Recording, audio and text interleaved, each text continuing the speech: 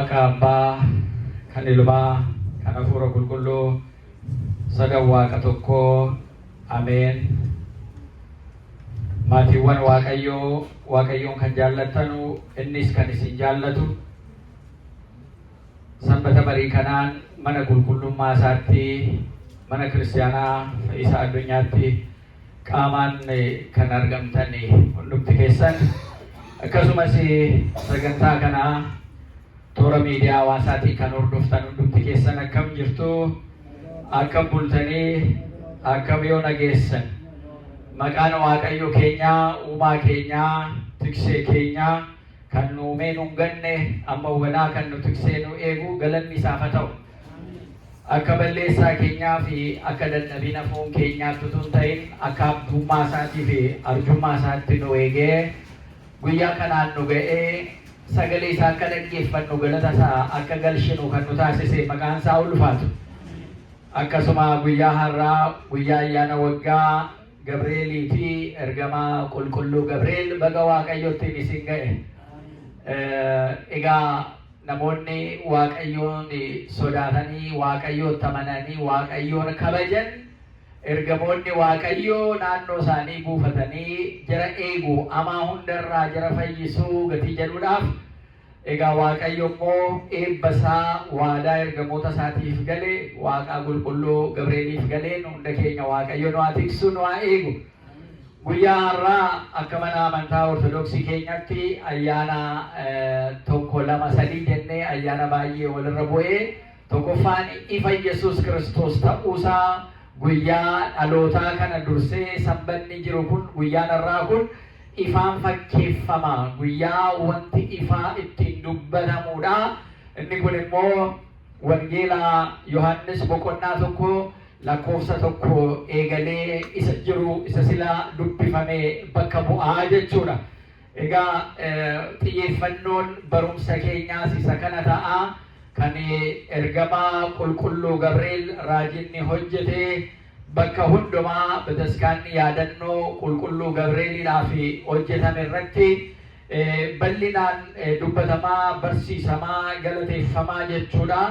Egaa sila nuyis fuulduree ergamoota keetitti siif galata ni galshinaa jennee kan sila galateeffanne illee isa kana kan ibsu jechuudha. Gatii kanaatiif amma immoo isuma kanayyuu kan argine ifni gara lafaatti dhufuu isaatiin gatii ta'ee fi ifa gara biyya lafaatti dhufe isa jedhu wangeela Yohaannis boqonnaa tokko lakkoofsa 9 mata duree godhannee ifa gara biyya lafaatti dhufe isa jedhu kana ilaallaa jechuudha.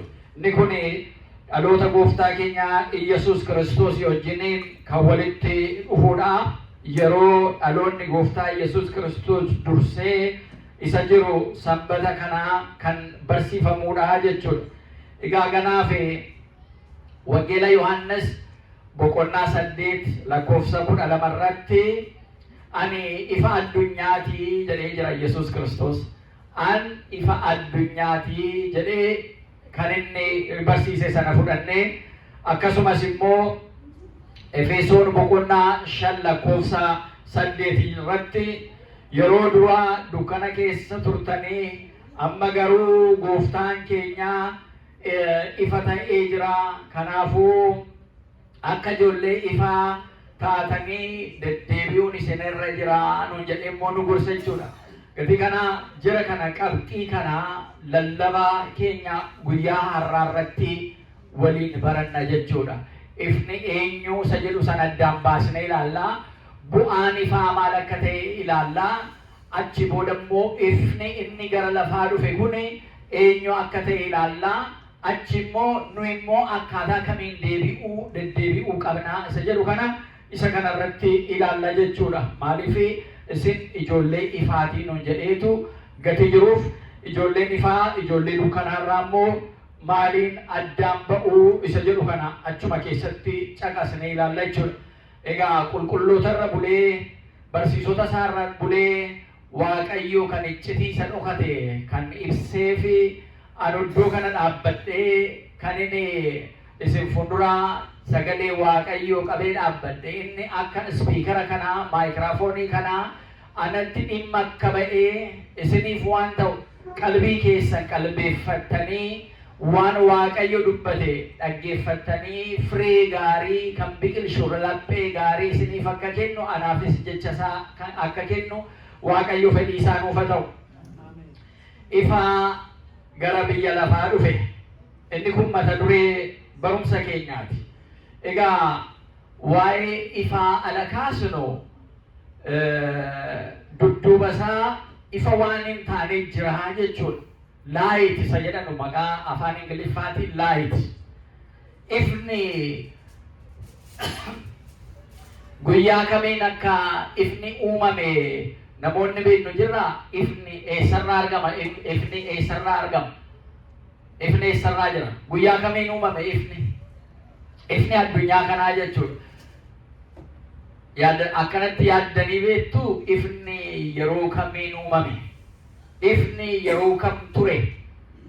Wangeelaa keessa yookaan kitaabota Musee keessaa waa'ee uumamni akkamitti akka uumame gaafattanii sammuu keessan jalqabaa waan tokkoo eessaa akka ka'e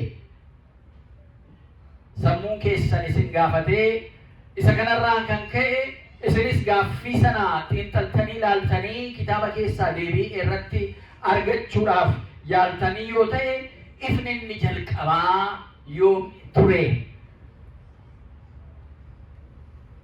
Egaa gaaffiin inni kun seera uumamaa boqonnaa tokko lakkoofsa tokko irratti ala ilaallu waaqayyo jalqaba maaliif maal uume jedha? Lafaaf samii uumee jedha.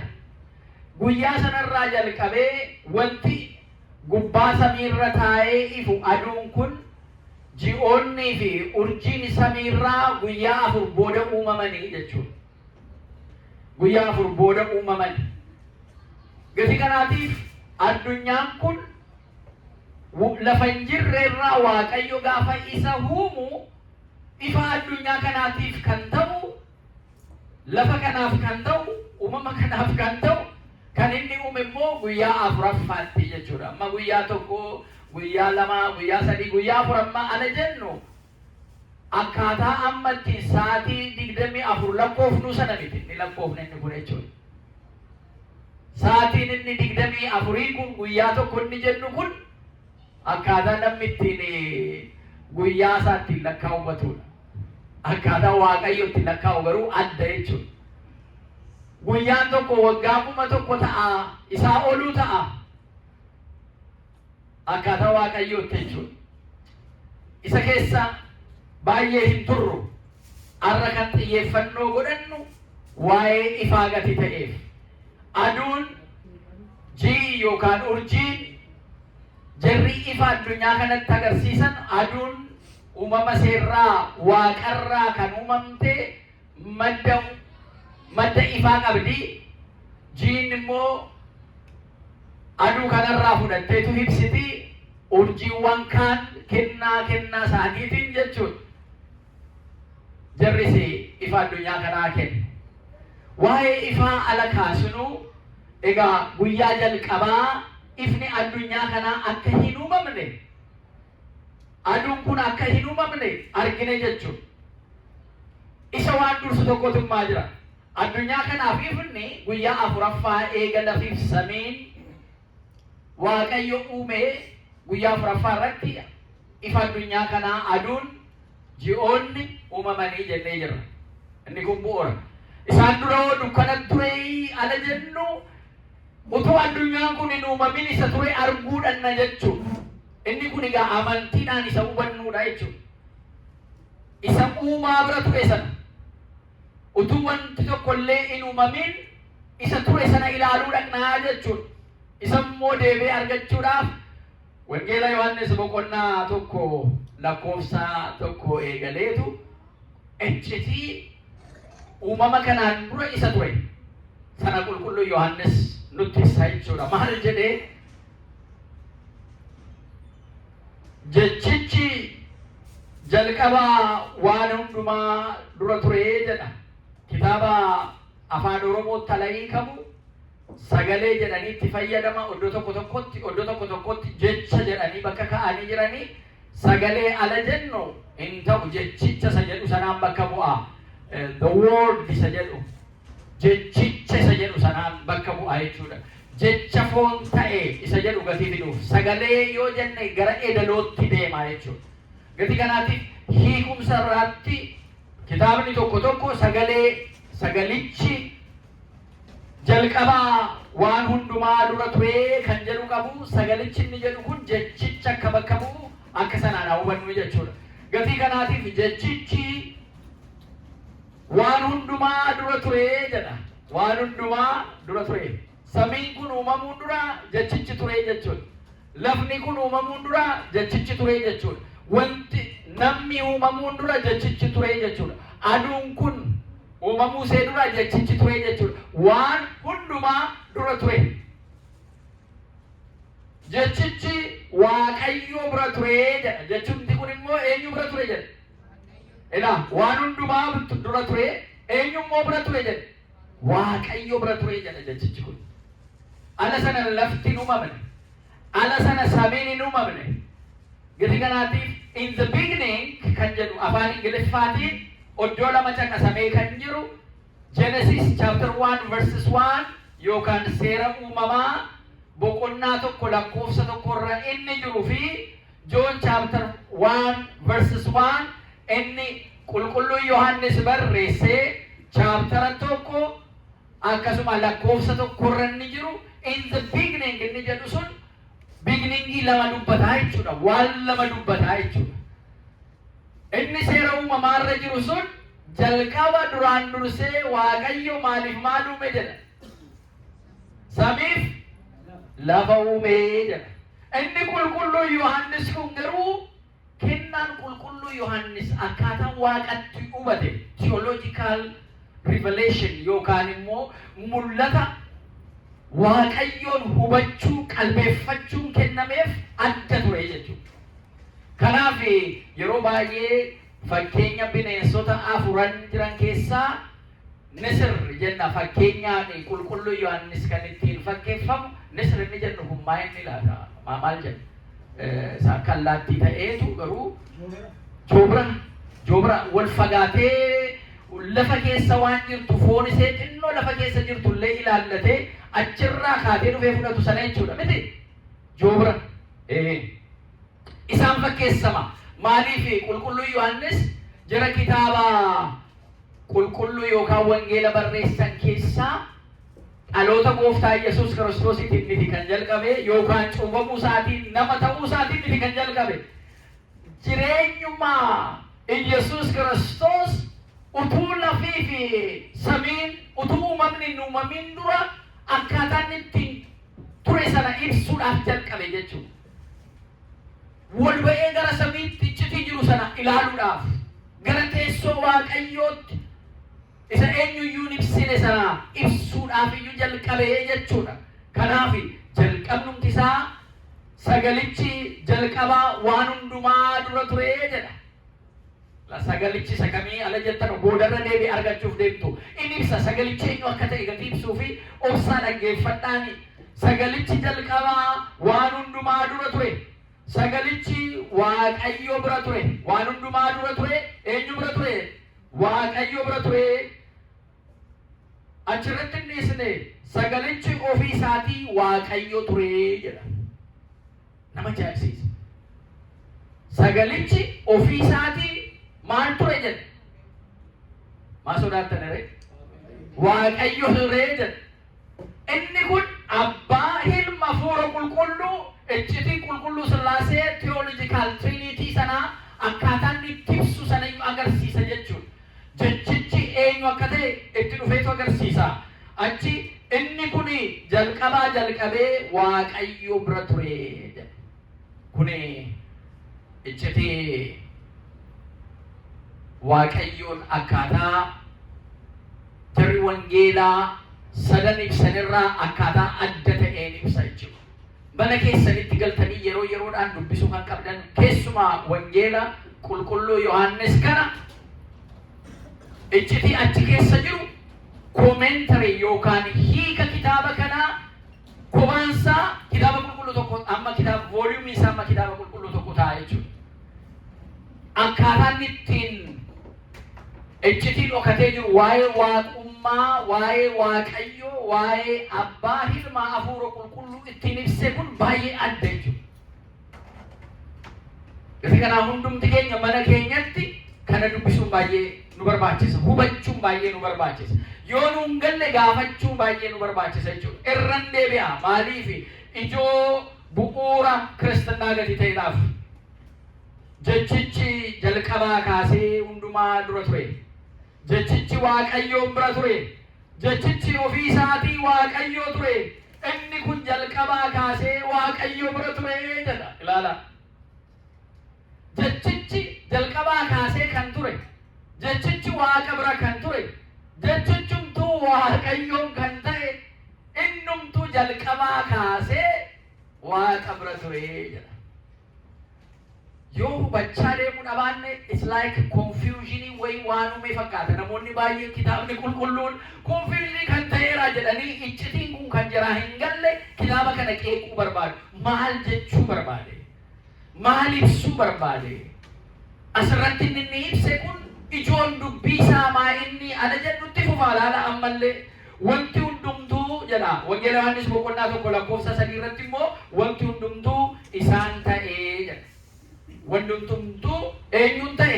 Jecha kanaan ta'ee jechicha jecha waaqayyoo isaan kan hundumtuu samiin haa ta'u ala jedhu isaan ta'e. Lafni haa ta'u ala jedhu isaan ta'e. Aduun kun haa taatu ala jedhu isaan ta'e. Jechicha sanaan wanti hundumtuu ta'ee jedha. Ilaala. Wanta ta'e keessaa isa malee kan ta'e tokkollee hin jiru jedha. Wanta ta'e keessaa jecha kana malee kan ta'e tokkollee hin jiru. Jecha waaqayyooti. Waaqayyoon bira kan turedha. Hundumaa dursee kan turedha jechi kunii jechuudha. Ilaala. Achi booda ka'atti fufe. Jireenyi isa keessa ture jedha. Jireenyi isa keessa ture. Wangeela Yohaannis boqonnaa 1:4 jireenyi isa keessa ture. Boodarra deebinee ilaalla. Jireenyi isa keessa ture. An jireenya Yesuus Kiristoos alanni jedhu isa kana wajjin wangeela Yohaannis kana wajjin walitti dhufa. Jireenyi isa keessa ture. Inni jireenya ture jechuudha. Bu'uura madda jireenyaati jechuudha jechichi kun. Jecha isa jedhu san amma wanaan isinaa amma wana waan kaasee qabu qulqulluu Yohaannis waa'ee jecha kanaati kan inni ibsaa dhufe. Jireenyi ifa namootaa ture jedha. Asitti dhufe jireenyi kun jireenyi isa bira ture. Gatii kana jireenyi kun immoo ifa namootaa ture. Amma namatti makuutti jira jechuudha. Isa waaqaa sanaaf isa lafarra jiru nama kana walitti fiduudhaaf jira jechuudha. Ifa jireenya keenyaa nutti ibsaa jira jechuudha. Iccitiin inni kun theological understanding yookaan hubannoon iccitiin waa'ee waaqayyoo kanarratti hubannu baay'ee cimaadha jechuudha. Isa kanaan namoonni baay'een ifa kanaan akka deddeebi'anuuf Yesuus Kiristoos illee dhufee kan inni hime isa kana ilaalu. Sirriitti hubachuun nu barbaachisa. Jechichi jedha Wangeela Yohaannis boqonnaa 1:5 irratti. Dukkana keessaa ni ibsa. Dukkana keessa ibsa. Jechicha bira dukkanni hin jiru jechuudha. Jechichi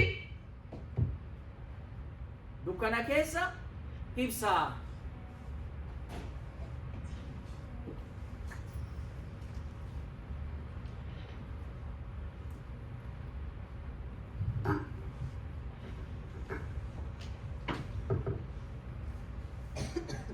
Wangeela Yohaannis boqonnaa 1:5 irratti jechichi dukkana keessa ibsa. Dukkanichi immoo isa bira hin jiru jedha. Dukkanni isa bira ga'uu hin danda'u hin jiru. Ilaala waaqummaa isaa kana waa'ee jecha waaqummaa isaa jecha waaqa ta'e kana isa jireenyi isarraa ifni isarraa maddu dukkanni isa bira kan hin jirre jechuudha. Amma isa kana gaafa laallu waa'ee aduu waa'ee ifa namoonni uumanii utuu hin ta'in utuu addunyaan kun hin uumamin kan turedha jechuudha. Isa kana sirriitti ilaaluun isa kana sirriitti hubachuun hunda keenya nu barbaachisa jechuudha. Inni kun waan cimaa ijoo Kiristinnaa gadi ta'edha. Ijoo amantii gadi ta'edha. Ijoo bakka wanti uumame kun hundumtuu eessaa akka maddu kan nutti agarsiisu gadi ta'edhaaf jechuudha. Isa kana keessatti waa'ee qulqulluu Sillaasee ala jennu sadan qulqulleettii sadanii kan ittiin ilaallu jechuudha. Waaqayyo Abbaa, Waaqayyo Ilma, Waaqa Abbaa Ilma, Hafuura Qulqulluu sadan Waaqa tokkicha isa jennu sana kan agarsiisu jechuudha. Isa kana sirriitti nu hubachiisa. Amma sitti fufa. Dukkanichi immoo isa bira hin jiru.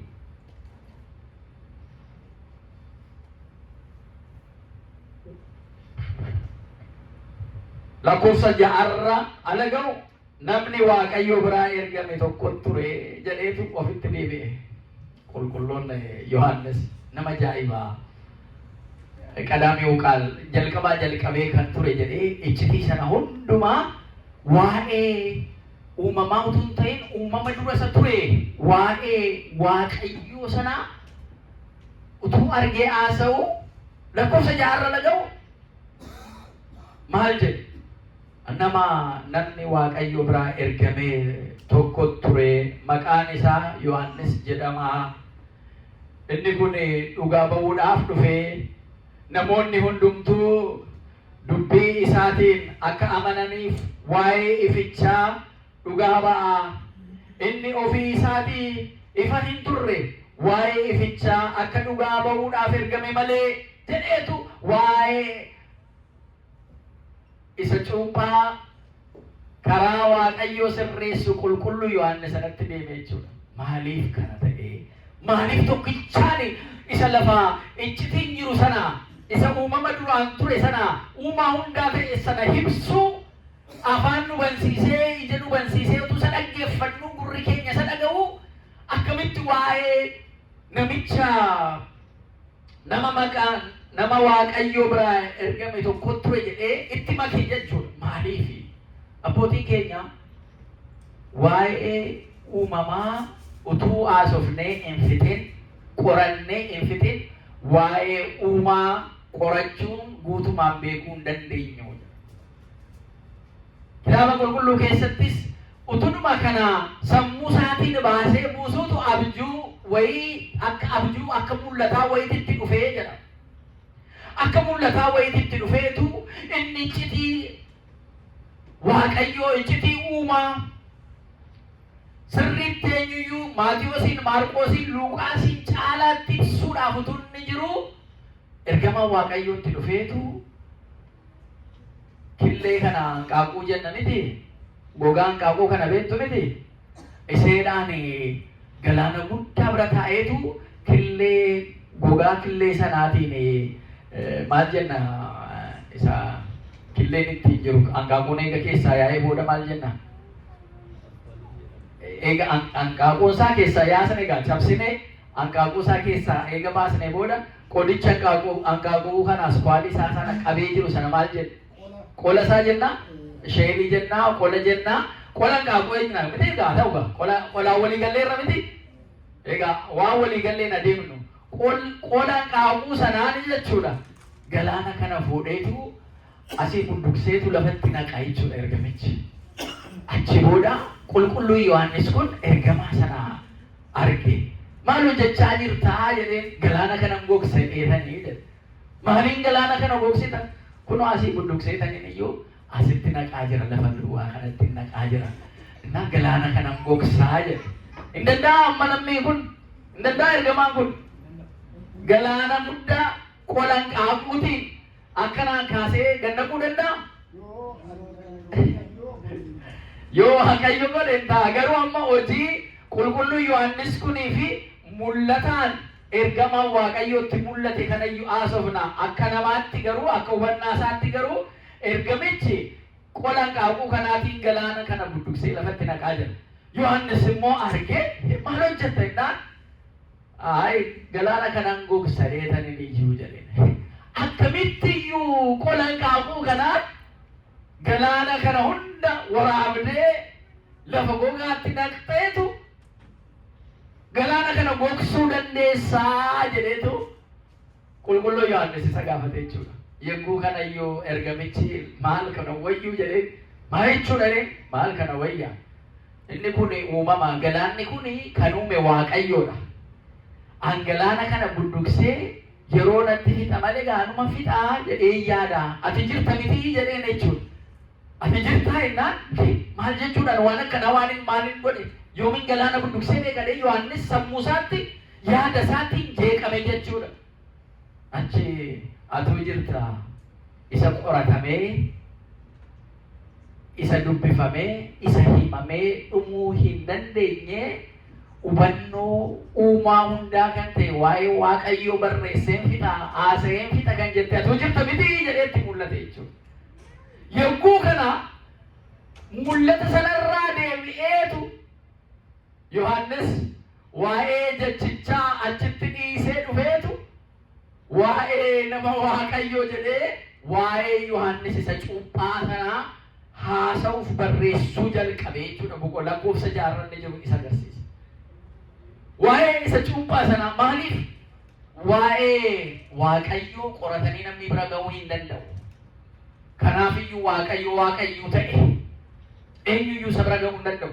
Eenyuyyuu isa guutummaatti hubachuu hin danda'u. Eenyu keenyayyuu Waaqayyoon amma nuu galee hubannaan malee waaqummaa isaa sana guutummaan namni hubatee ibsuu danda'u hin jiru. Sagana sirriitti hubachuun nu barbaachisa. Waaqayyoo waaqummaa isaatti namni ibsee guutumaan ibsee Waaqayyo isa kana jedhee full stop godhee bakka konkuluuzinii koo fixeera kan jedhu hin jiru. Amma isaa gale amma hubannoo isaa sammuu isaa danda'e waa'ee isa uumaa hundaa ta'e kana barreessaa dubbisaa haasa'a malee jechuudha. Gatii kanaatiif qulqulluu Yohaannis nama Waaqayyoo biraa ergamee tokko ture maqaan isaa Yohaannis jedhama. Innis dhugaa ba'uudhaaf dhufee namoonni hundumtuu dubbii isaatiin akka amananuu fi gara jaraatti dhufe gara addunyaa kanatti qulqulluu Yohaannis inni cuuphaan sun waa'ee dhugaa waa'ee jechichaa kan waa'ee isa waaqa bira ture isa jalqaba ture wanti hundumtuu isaan ta'ee isa malee wanti ta'e tokkollee isa malee hin jiru kan jedhamee kan jireenyi isa bira turte isa jedhe kan jireenyi kun ifa namaatii isa jedhame kana jechuudha. Waa'ee isaa haasa'aa dhufe jedha himaa dhufe. Lakkoofsa 9 irratti immoo deebi'ee maal jedha? Jechichi inni dhugaan inni gara biyya lafaa dhufe jedha mata dureen keenya. Jechichi sun gara biyya lafaa dhufe. Amma inni waaqa bira ture jireenya isa jiraataa bara baraasa ta'e hundumaa kan jiraachisu uumamatu uumimin isa ture. Waaqa garaa gurraachaa jedhee uummanni keenya kan lafa kaa'ee bira ga'uu hin dandeenyudha. Waan gurraacha maal takka keessa jiru waan hubattan hin qabdan. Gurraachi sun dukkana miti ilaala. Dukkanniif gurraachi adda adda. Dukkana yoo ta'e ibsaatti ibsitaniitu waan achi keessa jiru ilaaltu. Dukkanni ala ifaan dhufu ifni ala dhufu dukkanni sun hin bada. Gati kana waan keessa jiru sana ilaaluu dandeessu waan jiru mana halkan ala manatti galtan balbala banattanii ala galtan waan achi mana keessa jiru hin beektan amma ibsaa ibsitanutti. Kanaaf ala baay'ee jarri konistirakshinii kana keessa jiran akka obbo Tarrafaa hojii isaanii profeshinii isaaniiti balbala birayyuu tokko ibsaan tokko jira jechuudha. Akka balbala banattanii saaqattanii galtaniin achi ibsaan achi bira jira jechuudha.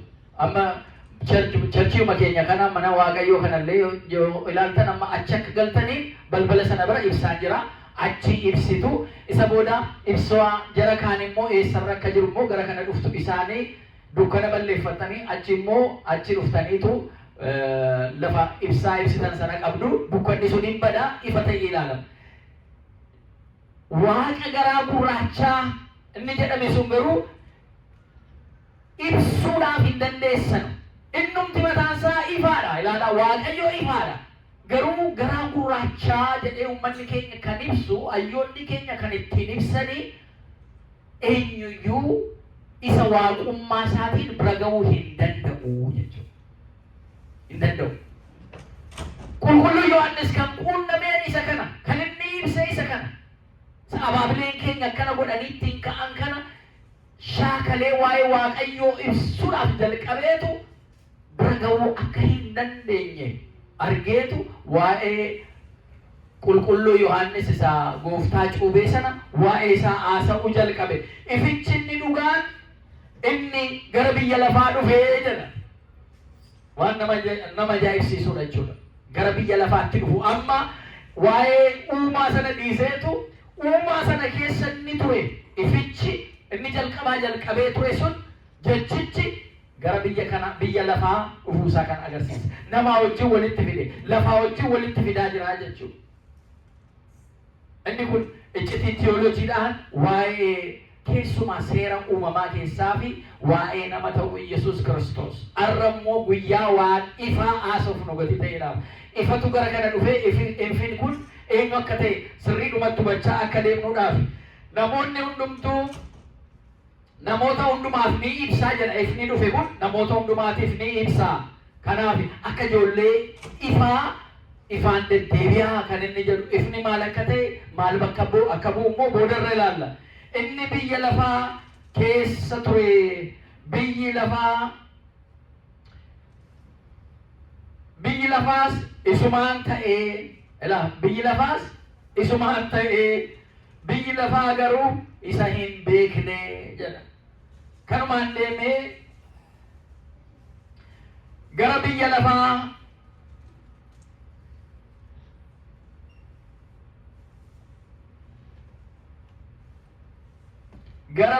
gara biyya dhuunfaa isaa dhufe. Namoonni isaa garuu isa hin simanne.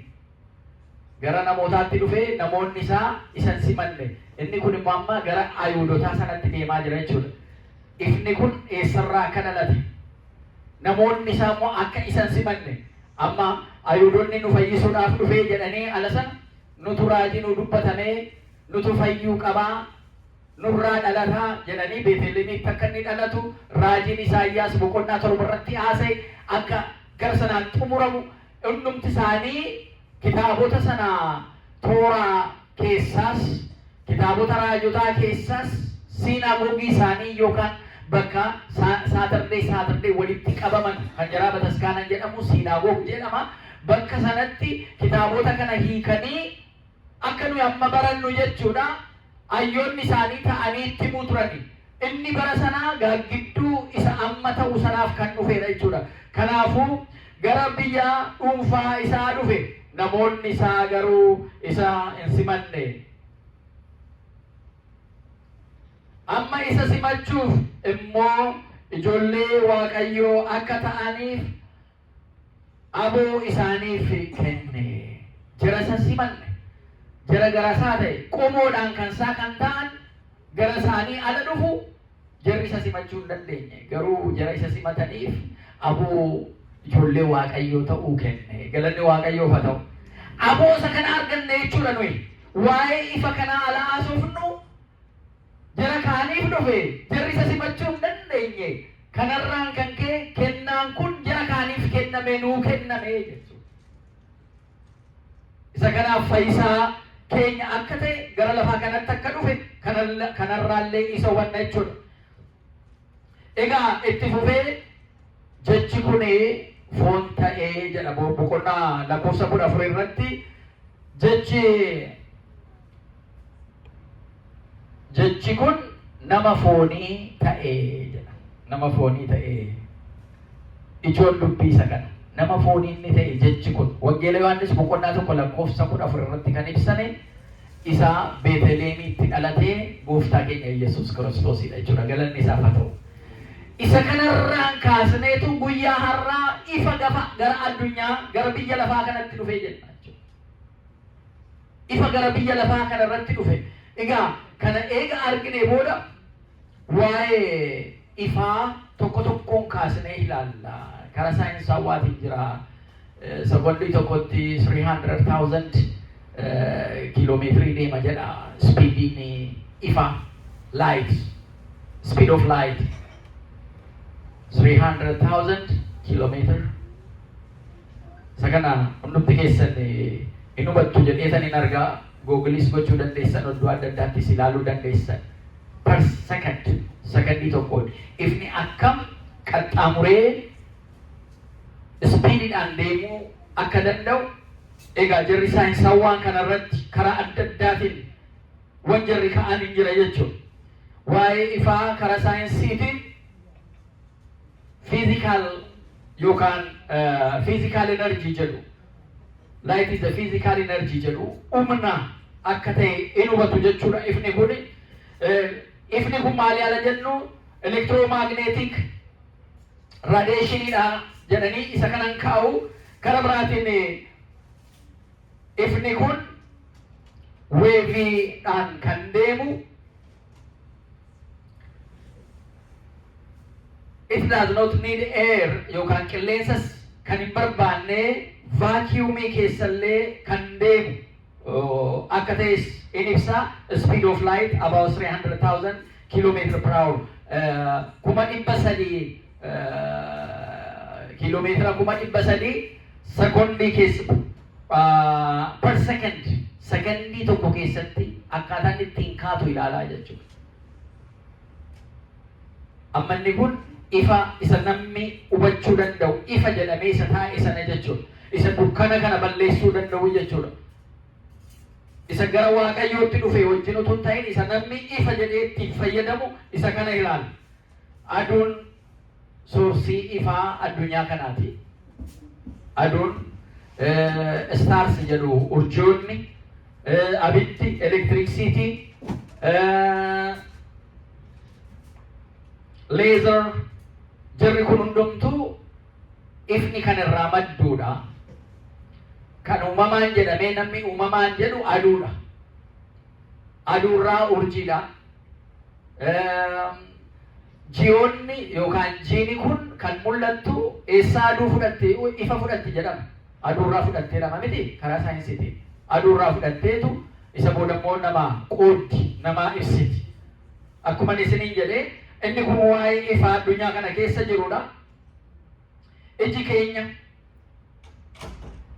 ifa arguudhaaf ifa malee objektii tokko identify gochuu hin danda'u. Dukkana keessa waa addaan baafachuu dandeessu? Hin danda'ama? Hin danda'amu. By nature uumamuma isaatiin namni iji namaa utuu ifa hin argatin objektii isa fuuldura jiru baafachuu hin danda'u. Addaan baasuu hin danda'u, arguu hin danda'u. Kana jechuun itti dukkana'aa jechuudha miti. Dukkana keessa jiraa jechuudha. Ifa argachuu dhabaannaan dukkana keessa jiraa jechuudha. Isa kana jireenyaan immoo maal akka ta'e booda irratti ilaalla. Hojiin cubbuu dukkanaan fakkeeffamee ifa Iyesuus Kiristoositti amanuun hojii hafuuraa akka ta'eef ifatti ba'u akka ta'e isa kana immoo irra deebinee ilaalla. Akkasuma waa'ee ifni kun enerjii isa jennu humna jennaa enerjiidhaan humna jennaa. Humna kan akkaataatti ilaallu jarri photosynthesis gochuudhaaf plantiin ala baay'ee nyaata isaanii qopheeffachuudhaaf jiraachuudhaaf ifa kana barbaadu miti. Plants need light for photosynthesis. Isa jireenyuma isaanii jiraachuudhaaf jiruma biqiltoota kanaaf illee aduun baay'ee barbaachisaadha. Aduu kanaan kaarboon daayoksaayiidii nu baasnu jirri akka nyaataatti fudhataniitu jireenya isaaniitiif achi booda photosynthesis sanaan piroosesii uumaa kenneef sanaan jirris qilleensa baafatu.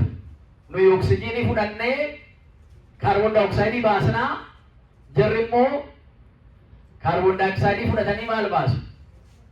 Oksijiinii baasu hin beekamu. Kanaaf ala baay'ee biqiltuun qe'ee keessa yoo jiran utuu qe'ee si jiraattanu muka dhaabuun biqiltuu dhaabuun barbaachisaa akka ta'e namoonni isarra ce'anii mana isaanii keessatti illee biqiltuu qabu. Maaliif kaarboon daayoksaayiidii inni nuyi baasnu inni nuyi itti oomisha adda addaatiin itti fayyadamnu oksijiinii akka nun dhowwanneef walii kennuu jechuudha. Biqiltuun hin jiran taanaan namni oksijiinii hin argatu jechuudha. Akka kanaan amma yeroo addunyaan magala gaarii, magala bareedaa, developed country when city jedhanii ala jedhanu biqiltoonni kiraateriyaa isa tokko keessaa isa bu'uuraa ta'e argama jechuudha. Magala fooqii duwwaatti guutamee biqiltuun keessa hin jirre yoo ta'e is not comfortable for life. Jireenyaaf baay'ee kan mijatee miti jechuudha. Maaliif fooqii sana ijaartanii gamoo sana ijaartanii namni keessatti nammee waan qilleensa baasu hundumtuu kaarboon daayooksaayidii baasaa. Kaarboon daayooksaayidii sana fudhatee oksijiinii moo kan nuu kennu jiraachuu dhabaannaan namoonni achi jiranu hafuura namaa keessa kaarboon daayooksaayidii keessa jiraatu jechuudha. Gati kanaanni kun rakkina uumaa. Kanaaf biqiltoonni immoo enerjii kana footosenteesis godhanii ofii isaaniitti pirooses godhanii oksijiinii nuu kennuudhaaf ifni kun baay'ee barbaachisaadha. Gati kana ilaalaa jireenya wajjin akkam ifni akka walitti dhufu. Biqiltoonni ifa kana fudhatanii akkam kaarboon daayooksaayidii keenya nu baasu kenninee fi jirri oksijiinii akkatti nu kennanu ifni kun uumamaaf uumaa akkanas immoo namaaf biqiltoota akkaataan itti walitti fide immoo ilaala. Inni kun baay'ee waan barbaachisaadha. Amma mooderni saayinsii keessatti X-ray, laser jedhanii dhukkuba adda addaa ittiin speedii sanaan waan nu keessa jiru ittiin kan fayyadamanu akkaataa adda addaatu jira. Eega kana jenne waan baay'ee eega jenne amma gara amantiitti immoo ifa kanatti ceenee ilaalla jechuudha. Ifni kun maal fakkaata karaa amantiitiin?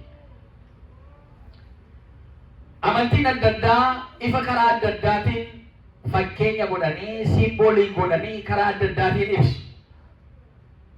Waaqayyo biraa jiraataa kan ta'e uumaa bara baraa kana waaqayyoon akkamitti akka ibsan isa kanallee in argina jechuudha. Truth dhugaa ifni kun waaqayyoon akkaataa ittiin ibsanu keessaa isa tokko dhugaadha.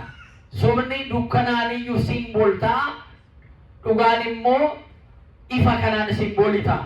Bakka baay'ee holiness qulqulluu ta'uun qulqullummaa holiness ala jennu qulqullaa'uu xuriirraa qulqullaa'uu cubburraa qulqullaa'uu dabarraa qulqullaa'uu isa jennu kana jechuudha. Inni kun ijoollee ifaa akka taane Yesuus Kiristoos ifa akka ta'e isatti akka aman nuyis ijoollee ifaa ta'uu keenya akkaataatti agarsiisnee qulqullummaa isarraa ifanni nuu kenneen ijoollee ifaa taaneetu jara dukkana keessa jiruuf ibsinaa. Qulqullummaa isarraa kan nuu kenname sanaan immoo ifa kana keessa deddeebina jechuudha. Inni kunis akka simbool ta'ee qulqullummaan kun isa tokko jechuudha. Inni kaan wisdom isa jennu yookaan maal jenna wisdomii? Ogeeyyaa maayinna wisdom. Namni tokko this is a wise guy.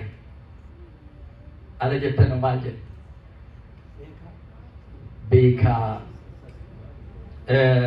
Meetroodhumatti eshi haa ta'u itti ibsaa mee jechoonni kanaan guddifannaa jechuma keenyallee kanaan dhimma itti baana. Wise man, wisdom. Abshaala, gaarummaa, abshaalummaa. Abshaalummaan gara malaamaltummaa sanaa fi negatiivii sanatti fudhatama miti. Namni tokko hubannoo yoo qabaate beekaa yoo ta'e wise man isa jedhu sana. Ayyoonni ayyuu jennaa baay'ee ayyuun kunis isa kana keessa bakka bu'a. Wisdom isa jedhu sana. Kanaaf amma amantaa afaan ofiitiin gaggeeffachuun faayidaan inni qabu keessaa inni tokko afaan ofiitiin guddisa. Ittiin yaadnee, ittiin haasofnee, ittiin dhimma labaanu afaan guddachaa deema jechuudha. Kanaaf afaan miti kan nu barbaachisu nuyi jedhanii amma biyya keessa jirumtee afaan tokkee yookaan afaan kan duwwaadha jedhanii haasaan ola jedhanu filosoofii kana yookaan ayidiyooloojii kana yookaan ilaalcha kana wajjin walitti bu'aa jechuudha. Afaan tokko miti Waaqayyoo hundumaa kan uume hundumtuu garuu Waaqayyoodhaaf ta'a. Uummatatti dhimma ba'a.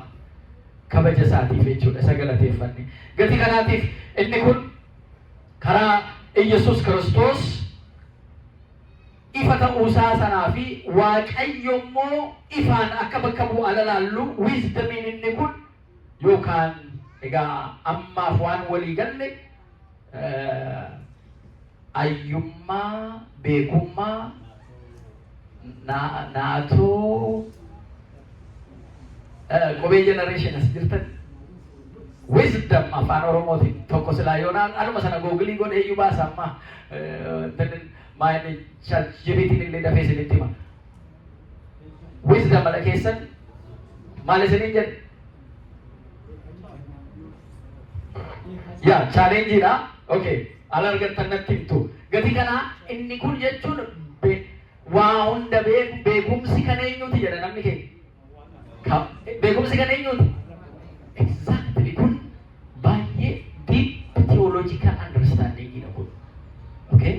Inni kun karaa theology jechuun waa'ee Waaqayyoo barachuu jechuudha. Karaa waa'ee Waaqayyoo barannu kanaani bartee deemtee akka san beekne hubatta. Akka Waaqayyoon hin beekne, akka beekamee hin dhumne sana hubatta jechuudha.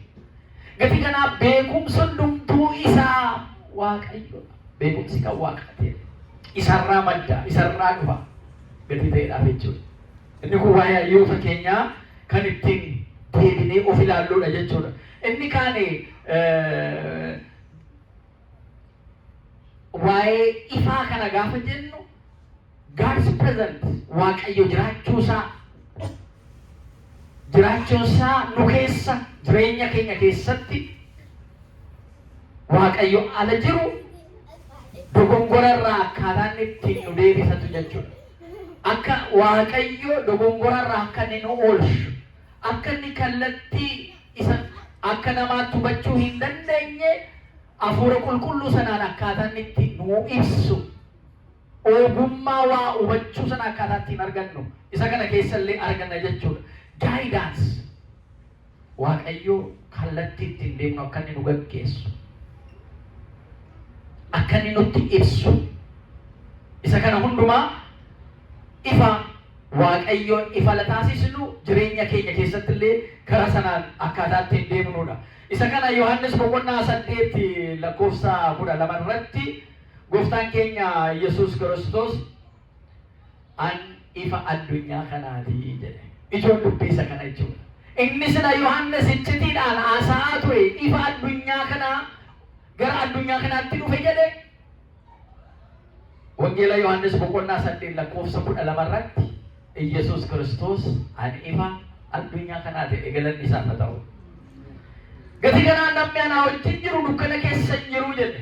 Namni Yesuus Kiristoos hin duukaa jiru dukkana keessa hin jiru. Cubbuu keessa hin jiru jechuudha. Yesuus Kiristoos wajjin hin jira. Kiristiyaana jedhee isatti amanee namni cubbuu hojjetu ammallee dukkana keessaa hin baanedha. Maaliif? Amalli kun wal duukaa hin deemu. Ifa keessa jira jechaa hojii dukkanaa hojjechuun hin danda'amu jechuudha. Kanaaf addaan ba'aa kan inni nuun jedhu kiristaanaa keessatti jechuudha. Namni kiristiyaana eega ta'e booda hojii dukkanaa hojjetu Kiristoosin hin beekne jechuudha. Ifi isaaf hin ifne jechuudha. Ifa kana hin argine jechuudha. Galatoomaa ogummaa wisdom isa jedhu. Guddifachuu qabna jechuudha. Maaliif ChatGPT isa ta'u Google Translation isa ta'u namatti kenna. Kanaaf qubee generation kana sin galateeffanna. Namni itti ramadamee gatii afaan Oromoo ChatGPT irratti waan barbaadan yoo keessan isinii baasa.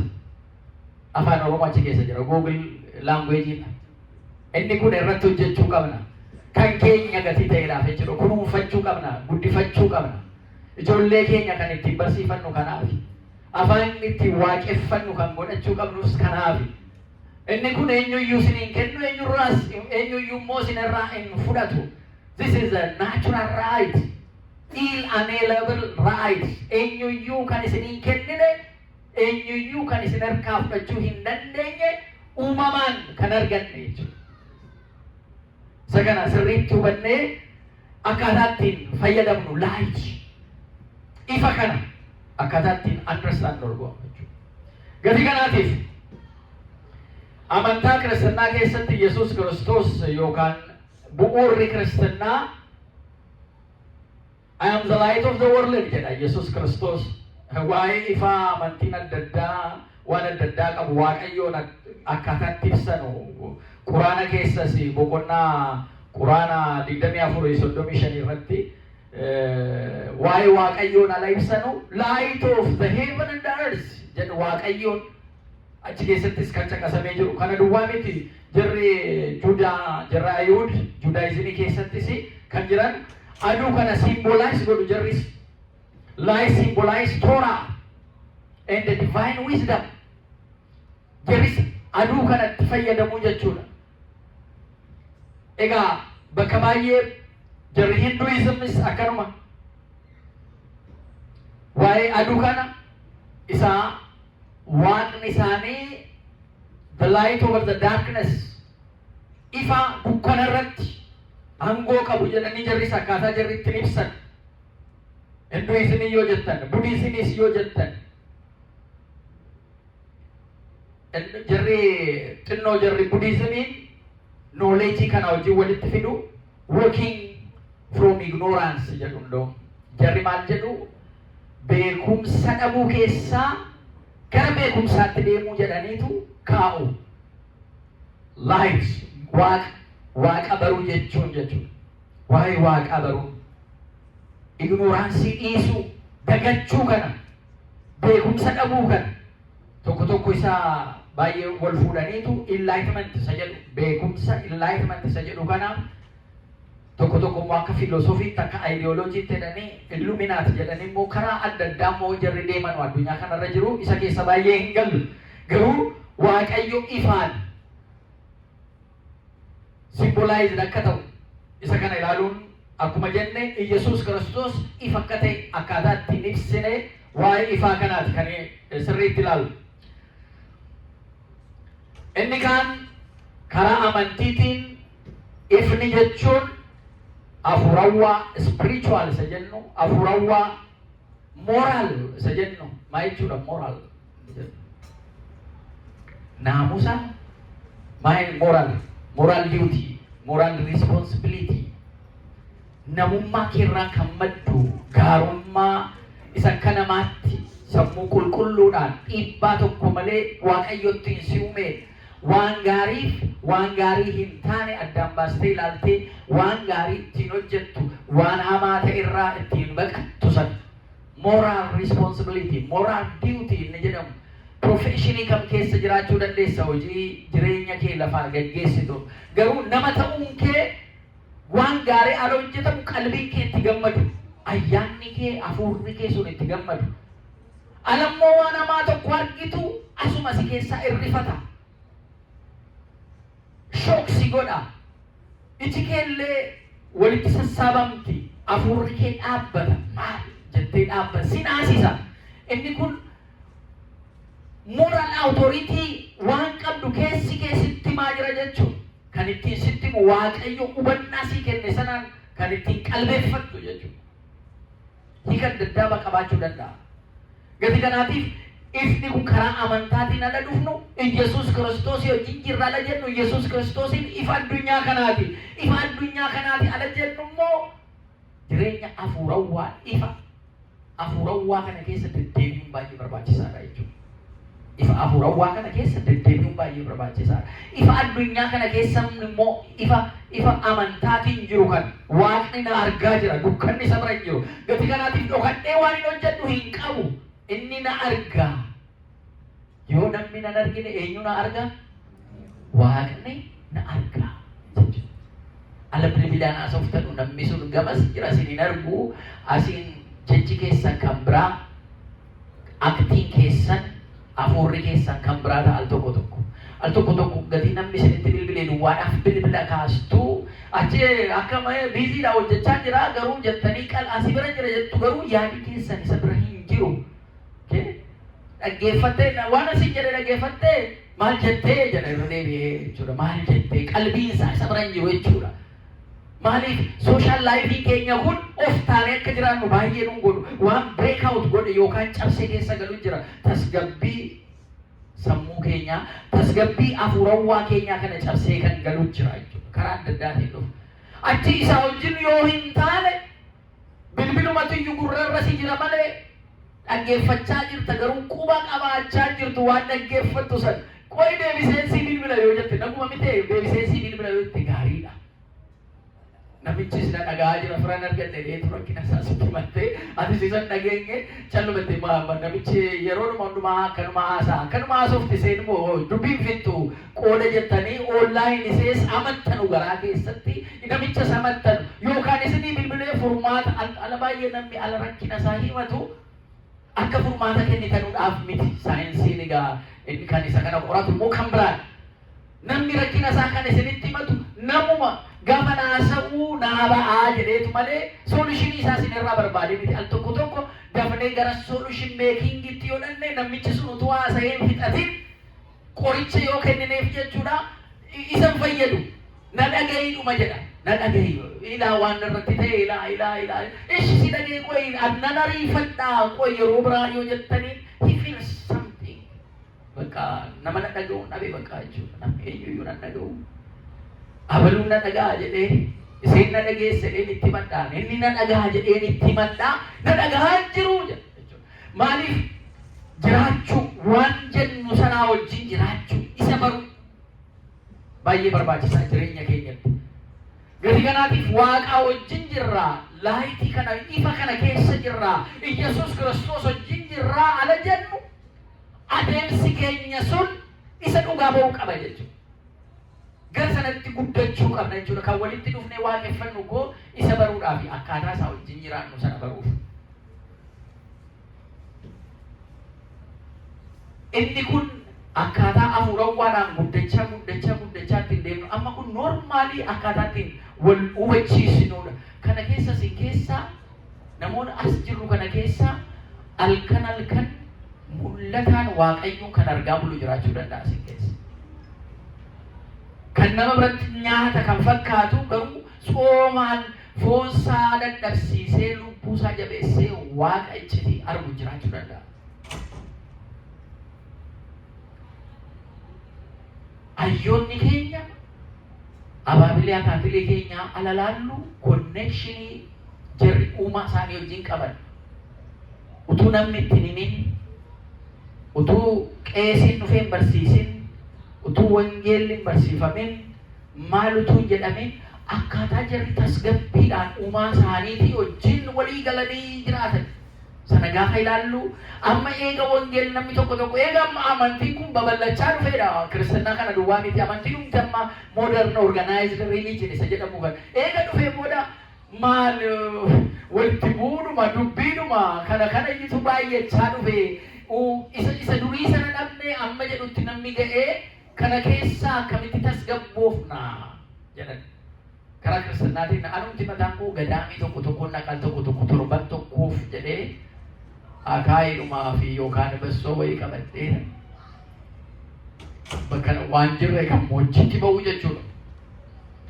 Bilbila cuftanii, hojii cuftanii, waan hundumaa cuftanii baatanii. Inni kun karaa amantiitiin gara ayyoo keenyaa abaabilee akaakileetti gaafa dhufne guyyaa balbala cufatanii waan hunda qopheeffatanii ayyaana waaqayyoo kadhatantu jira jechuudha.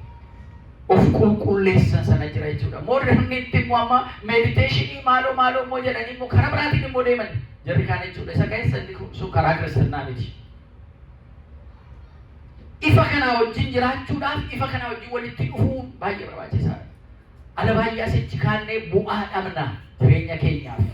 Hin dadhabnaa bu'aa irraa hin argannu. Gati kana isa kan akkamitti iyyuu jireenya hawaasaatiif jireenyuma dhuunfaa keenyaa lafarraatiif dhamaanee garuu calm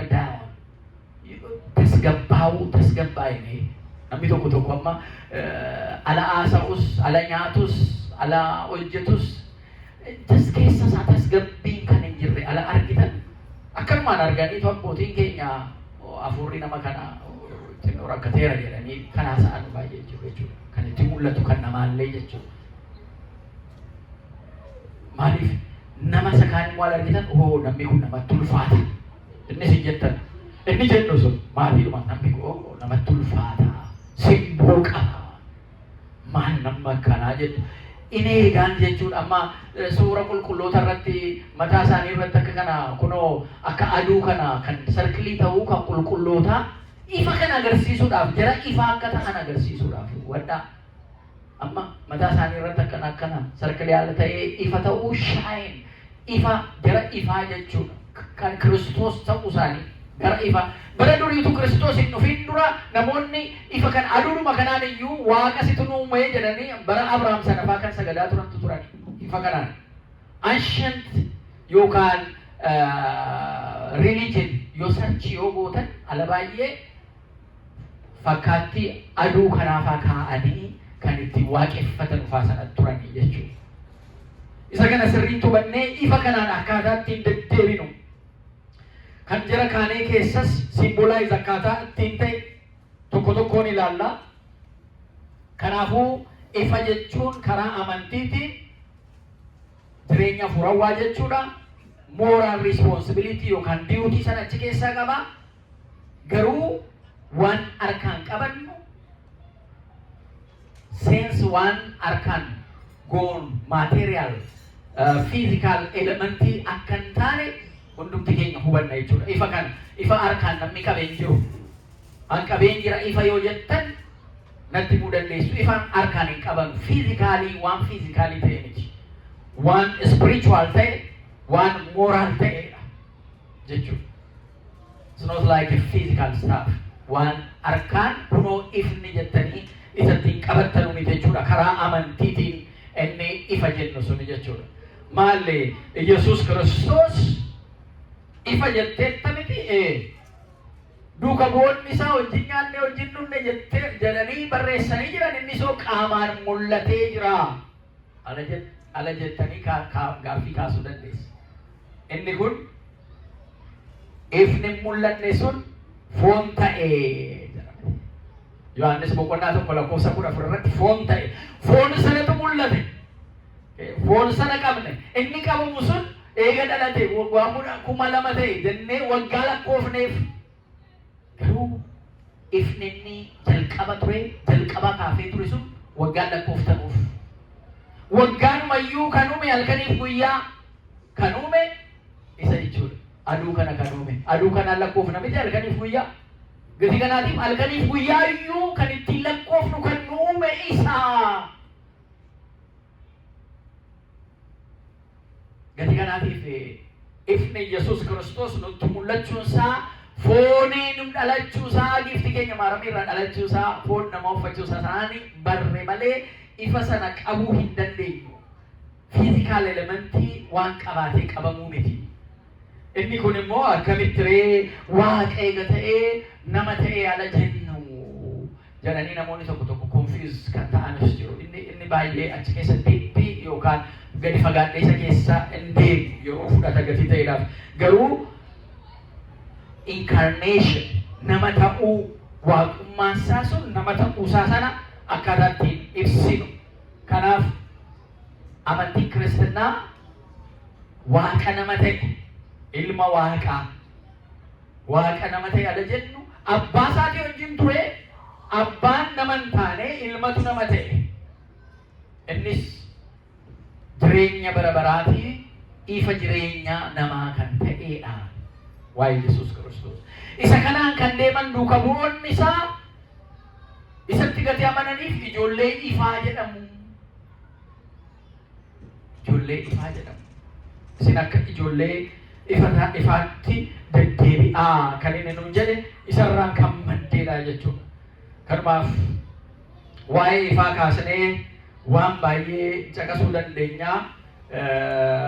Yerootu nu jalaa kaata malee arrammoo waa'ee Yesuus Kiristoos ifa ta'uusaa kana cubbuu addunyaa balleessuudhaaf akka dhufe isa kana amannaa. Ifni kun kan hundumaa kan kaasne jireenyi keenyatti akka ifuudhaaf jireenyi kiristinnaa keenyatti hin deddeebinu ifi kun itti mul'achuu qaba.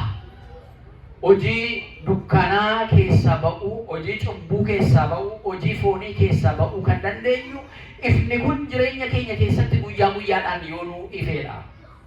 alaman amantaa dhufnu kiristaanota taanee alasii baanu immoo nama cubbuu hojjetu cubbuurra oolu yoo ta'e ifaan deddeebi'aa jirra jechuu hin dandeenyu. Bakka namni nu argees namni jiruttis bakka kophaa jirruttis waaqni nu argaa ifa keessa jirra jennee amma namni kaameeraan bakka jiru hojjetuuf bakka kaameeraan hin jirre hojjetu tokko namni bakka kaameeraan jiru asirra teessaan yookaan asirra dhaabbattee hojii kee kana hojjettaa kilookiin saatii kanatti goota kilookaawut saatii kanatti goota jedhamee eegan fudhattanii tole nan hojjedhantanii yoo dhaabbatamee hojjetama ta'e amma saatii kilookaawut goota nutti dhaabbattanii nu hojjettu kaameeraan mataarra jira asii jira every movement kaameeraan isin ilaalaa.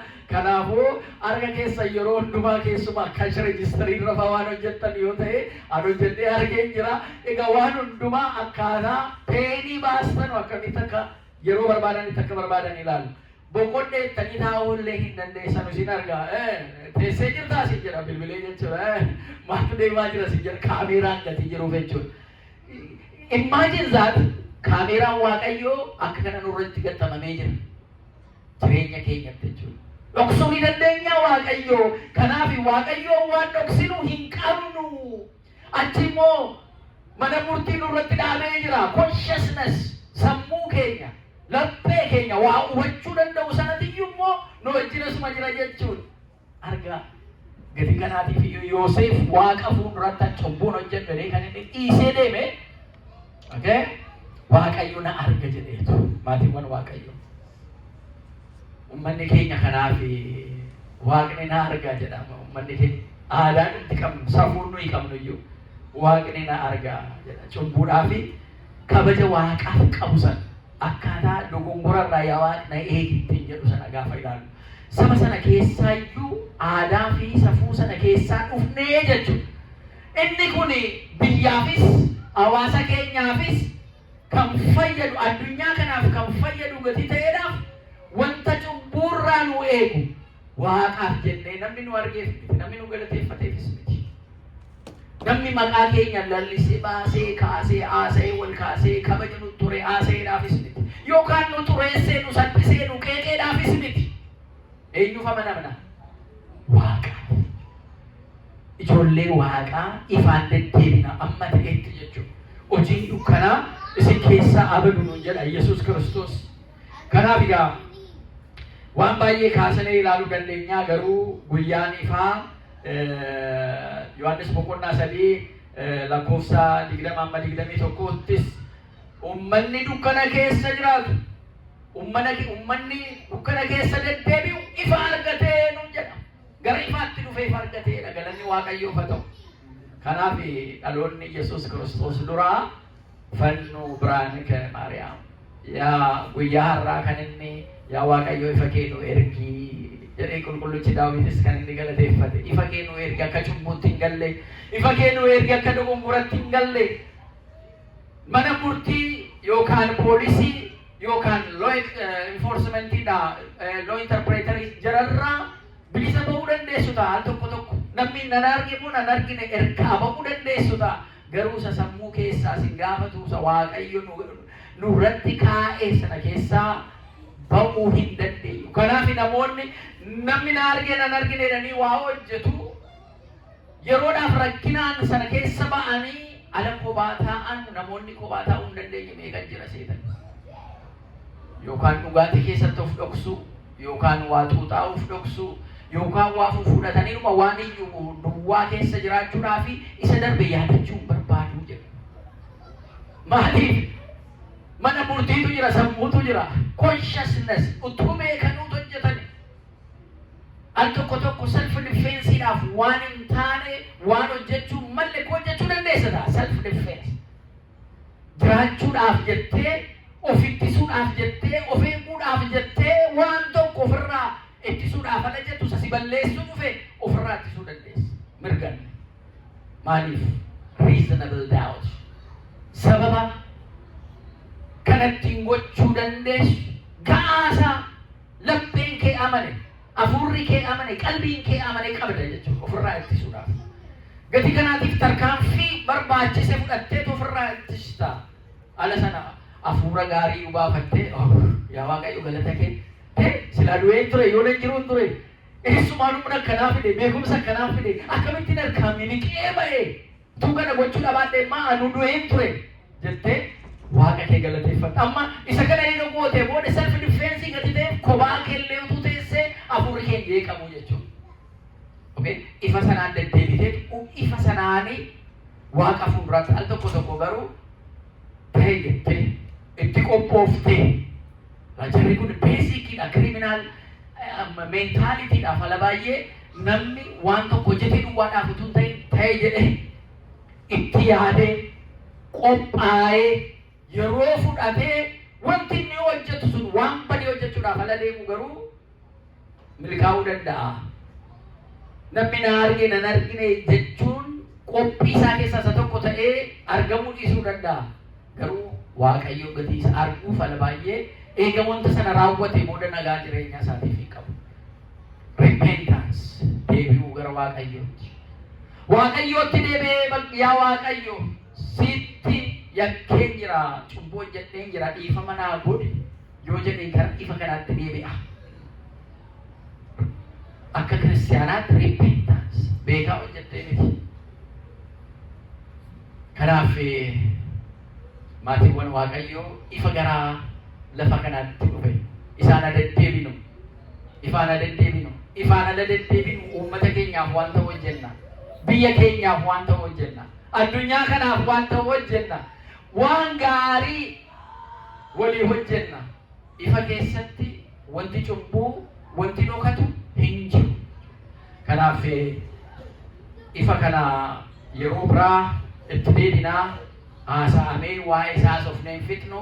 Garuu qulqulluun Yohaannis akkuma jalqaba waa'ee ifa duraan ture sana akka ibse ifni kun gooftaa keenya Yesuus Kiristoos addunyaa kanaaf isa dhufe namoota garee isaa ta'anitti dhufnaan jarri simachuu dinnaan jarri garuu hin malle fudhatanii isa simatanii kan isatti amane hundumtuu jireenya bara baraa argataa ifaan deddeebi'aa cubbuun isa bira jiru ijoollee ifaa jedhamnee kan isatti amanne immoo hundumti keenya isaan waamamna.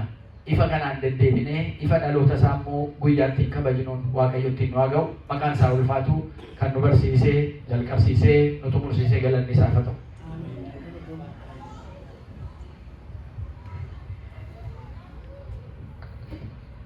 Waaqayyo barsiifatee Waaqayyo nu barsiifatee Waaqayyo galata guddaan haa ta'u. Waaqayyo abbaa keenya irra bulee nu barsiiseera. Abbaa keenya Waaqayyo sagalee jireenya isaa dhageessisu sagalee jireenya isaa dhageessisu sagalee jireenya isaa dhageessisu Waaqayyo hunduma keenya dhaaltuun mootummaa isaatii nu haa taasisu.